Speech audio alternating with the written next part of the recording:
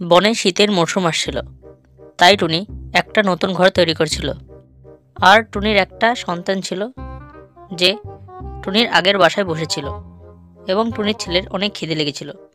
তখন টুনি আসে এবং এসে টুনির তার ছেলেকে বলে, বাবু, আর অল্প কাজ বাকি আছে, আর একটু পরে তোমাকে আমি খাবার নিয়ে এনে দেবো। ঠিক সেই সময় কালো কাক উড়তে উড়তে আসছিল, যার কাছে অনেক কাঠ ছিল। টুনি টুনি, এই কাঠগুলোকে আমি ঘর বানানোর জন্য এনেছিলাম, কিন্তু ঘর বানানো তো অনেক মুশকিলের কাজ, তাই আমি ভাবলাম এই খড়িগুলো তোমাকে দিই। আমি কোনো গাছের গর্তের মধ্যে থেকে শীত পার করে নেব। কালু ভাই, অনেক অসুবিধা হবে এই ঠান্ডার মধ্যে গাছের গর্তের মধ্যে থাকা। আমার কোনো অসুবিধা হবে না, এই খড়িগুলো তুমি নিয়ে নাও। আমার গাছের গর্তের মধ্যে থাকা অভ্যাস আছে। আর অসুবিধা হলে কোনোদিন নয়তো তোমার বাড়িতে একটু ঘুরতে আসবো, ঠিক আছে?